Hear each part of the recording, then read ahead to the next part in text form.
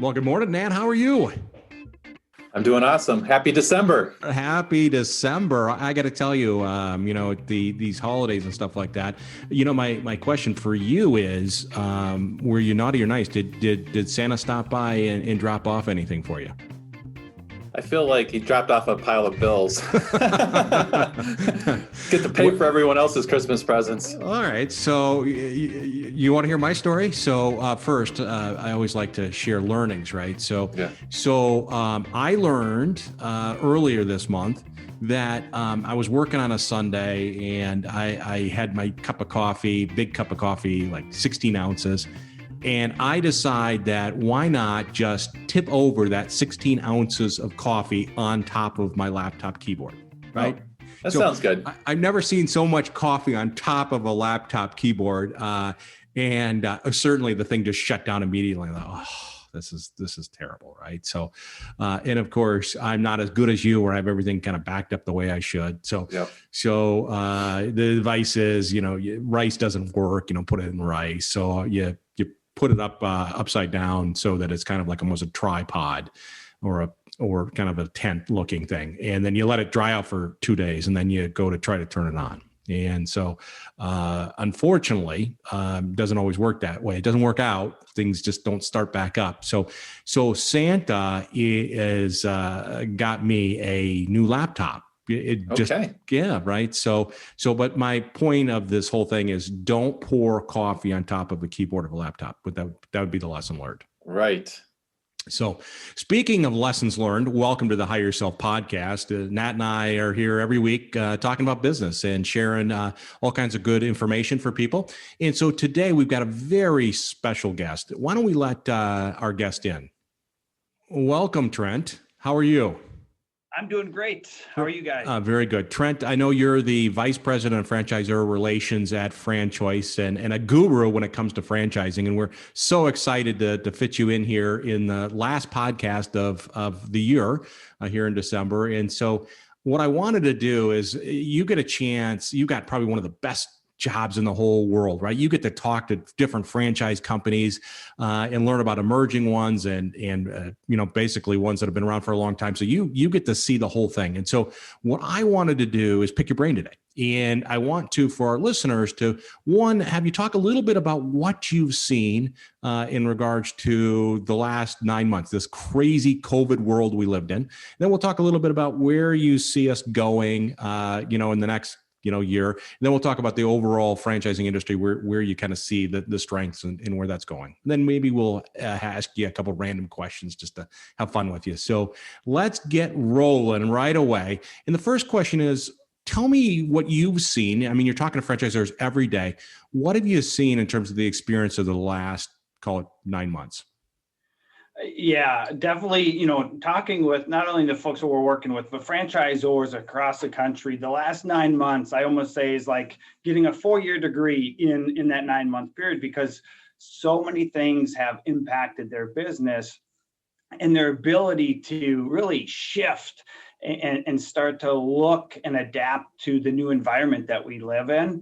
I think the first thing that comes out is the franchise systems were leveraging quickly their franchisees. So it wasn't just the franchisor trying to change the dynamic. They quickly reached out to all their franchisees for input, for impact. How is it working in your current location? And then from there, really whiteboard strategies going forward. So I was just amazed every day hearing the success stories, the great pivoting stories that franchisors across all industries were doing, back in March and in April. So they were kind of leveraging the partnership, right? It is a partnership, a franchisor and a franchisee are partnership, right? And so together, as we had this Black Swan event, they were figuring out how they adapt their business model. Can you give me kind of just a quick example of a franchise company that quickly pivoted when this Black Swan event did to adapt their business model to kind of deal with this? Yeah, absolutely. And I think we pretty much know the brick and mortar space was probably impacted the most because that's where you saw the shutdowns. The service businesses, they took off like rockets.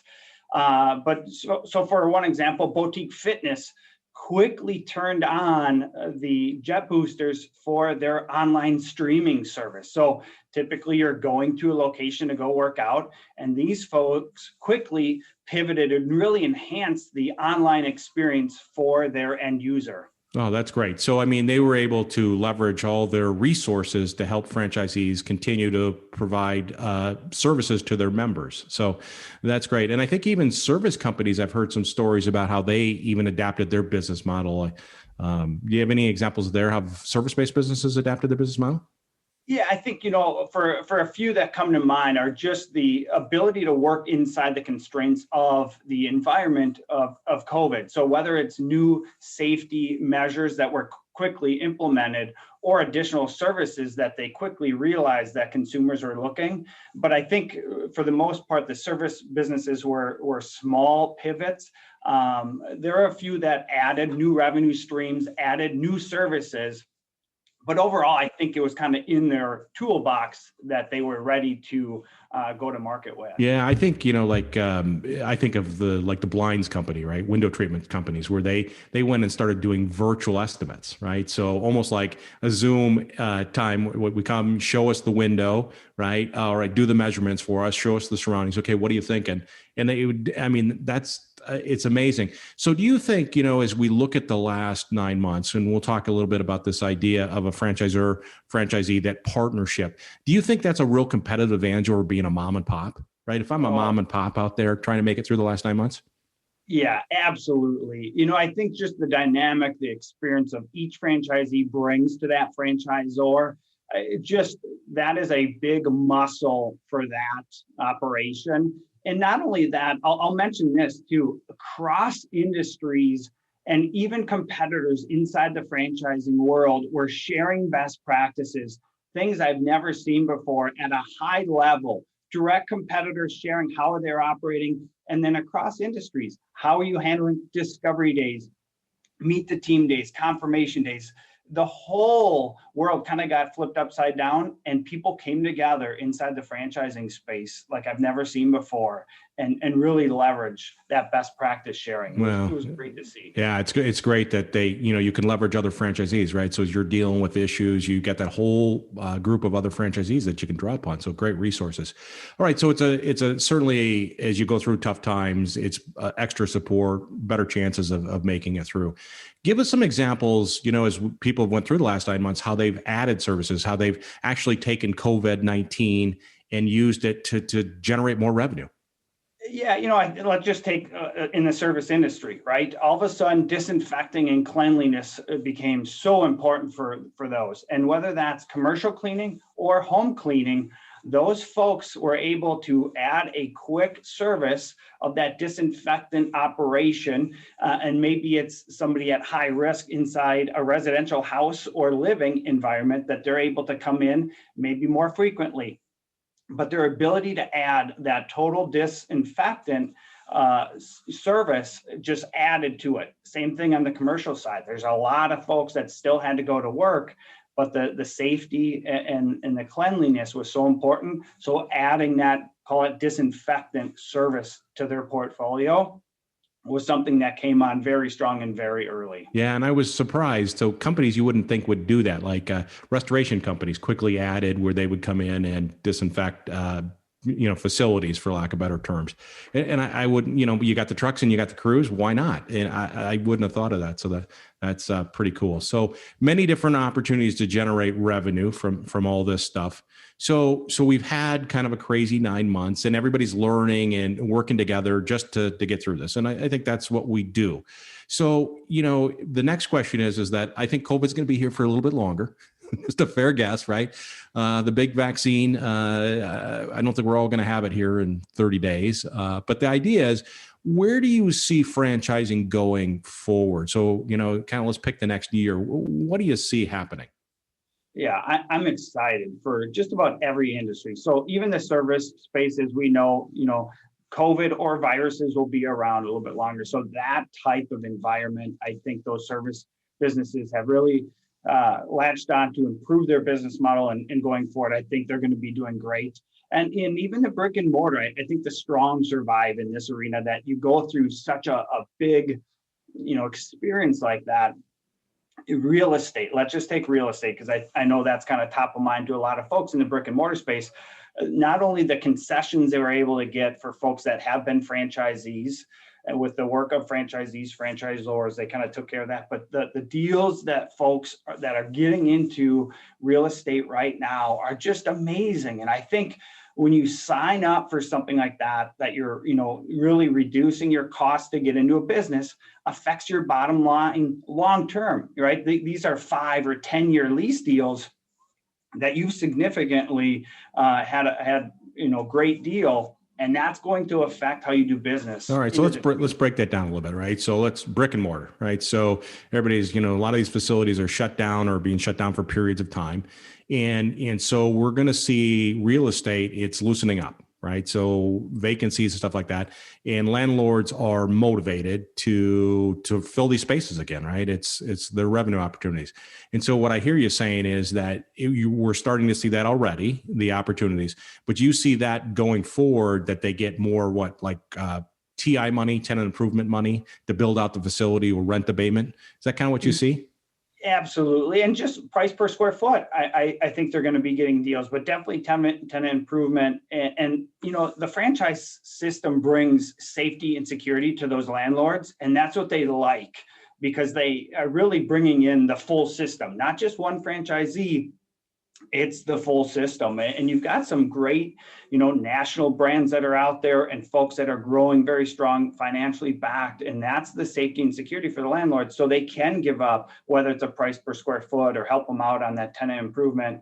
All kinds of deals are out there right now. And that, just like I said, long term, that plays so well into that brick and mortar space. So the lens that we look through today, when we talk about facility-based franchise concepts, and the lens that's going to be 6 months or 9 months or 12 months from now is much different, right? So the idea is that we're going to be freed up from a lot of this craziness, but you're also going to have a maybe better rent, which improves your profitability, to your point. So that looks really good. And then service is one where, as we've been going through this, service-based businesses seem to be on fire, right? All this pent-up demand. I'm sitting in my house and I want to paint and carpet. And our house is an example. My wife repainted stuff, put carpet in, we've ordered blinds, but we've had to wait a long time to get this stuff. So tell us a little bit about where you see kind of service going forward.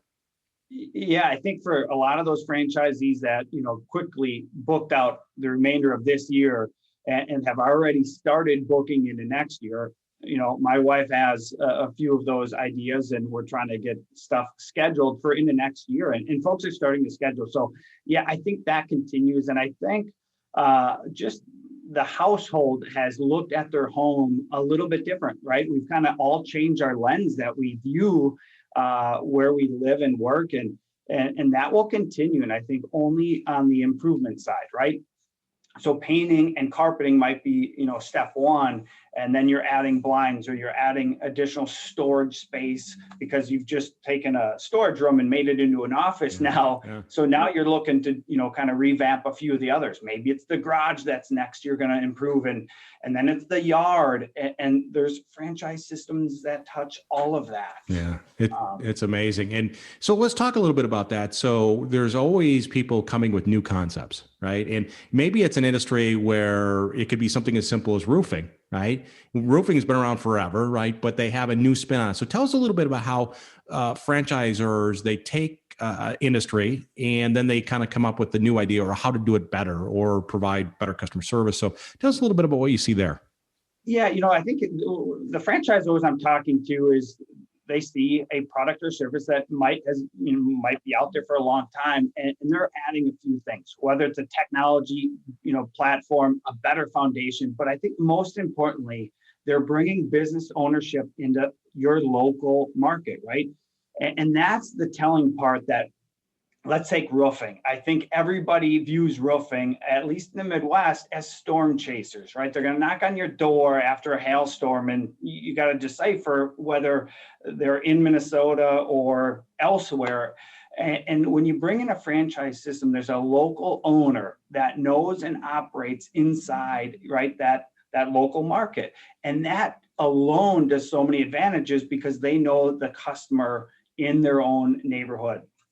So I think typically you're seeing sophistication for a product or service because, right, they're leveraging the franchisor that's operating East Coast to West Coast, everywhere in between.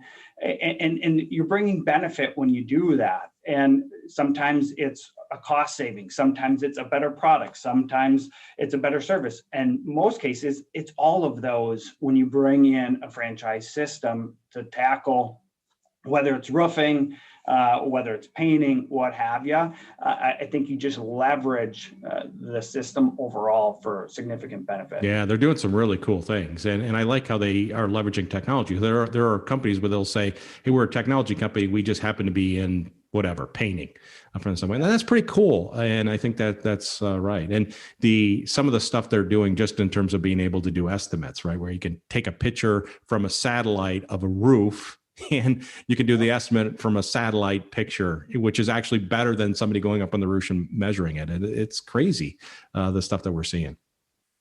Yeah, absolutely. You talk about technology, and I think, a lot of these franchisors view that technology is going to be here today and into the future, and how they can simplify, but yet bring in technology to make it easier for the end user, for their franchisees to operate the business is always something they're really looking for. And they have the capital and the know-how and the resources to bring that in to really make it full circle. Yeah, and I think the mom and pops, I don't have the money to put us into that technology and stuff like that to the level. So there are some real advantages. All right, so franchising we know is hot, right? We've got a lot of people that are executives, they're in their 50s and they get thrown into career transition, and they're exploring their many different options. But as you see this, from your standpoint, we talk about franchising as a path for them to leverage their business acumen, to take control of their destiny, to create career and income security. How do you see franchising going forward? I'm so excited about the future for a couple of reasons. One, the folks that are thinking ahead, right, and starting to say, hey, what happens when I retire and I live an extra 20 or 30 years? Or what happens if my company does downsize? That thought today will do so much in the future. And the vehicle of franchising can help them out, even if they have a job currently. They can get it started now. There's a lot of options that they can run it still with a full-time job.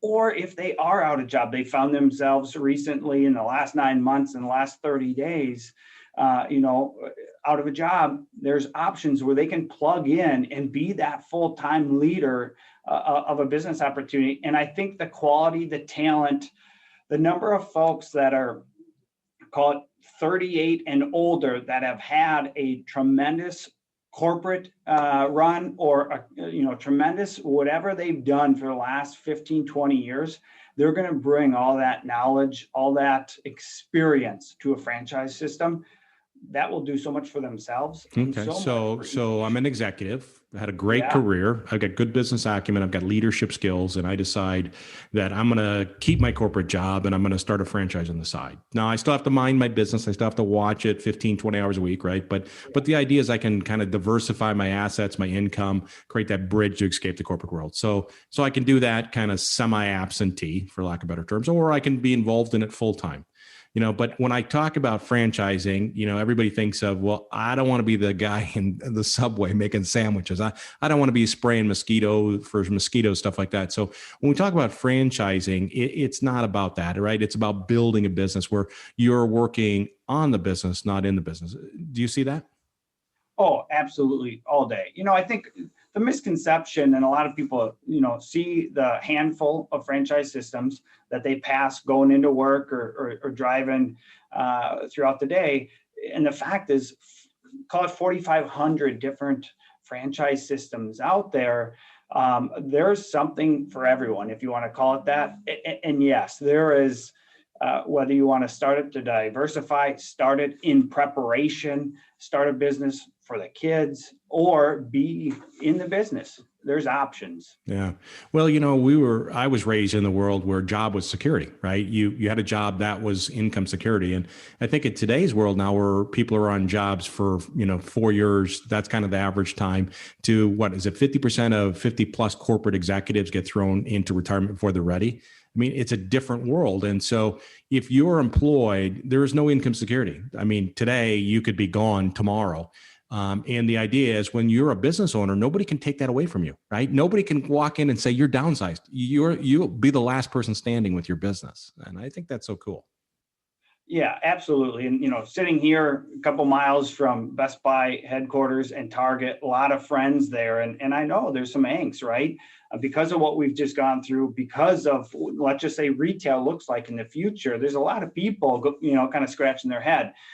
So absolutely. And, not only can they not take it away from you, that asset, when it does come time, if you want to sell the business or hand it off, you've got something of value right there. Yeah, right. So you're not renting your income, as Nat always says, right? So you've built this asset and you got control of it. And if you're not the artisan, if you're not the business, you can certainly sell it. Got it. So that makes a lot of sense. When we talk about going forward from a standpoint of franchising, where do you see some kind of emerging I'll call it concepts or segments? Anything you want to give us a kind of little secret out there, what you're seeing?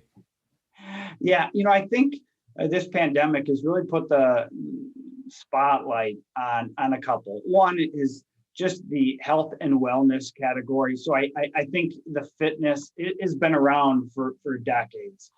I think the fitness era is going to continue. I think people are going to look at themselves and say, look, virus world or not, the wellness of my being is important. And they're going to take strides and look to make sure that their body's better. The mind, I think too, this pandemic has put people in a crazy state of mind that I think from an industry perspective, we need to, as a country, do better to help people with mental illness. And I think franchising can step up in that space.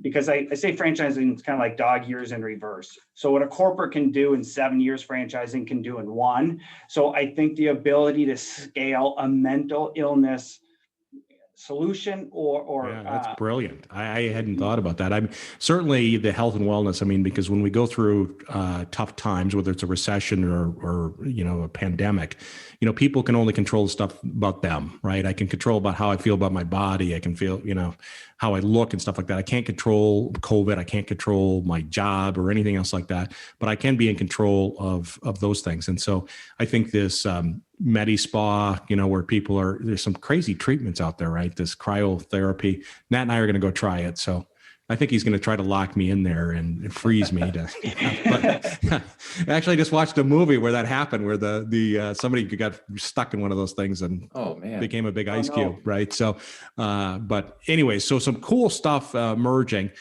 So we've got a huge thing. So franchising continues to grow. It's a great path for people to explore. It's not for everybody, but if you want to be in control and want to leverage your experience, your leadership skills, it may be a path for you. Is that fair?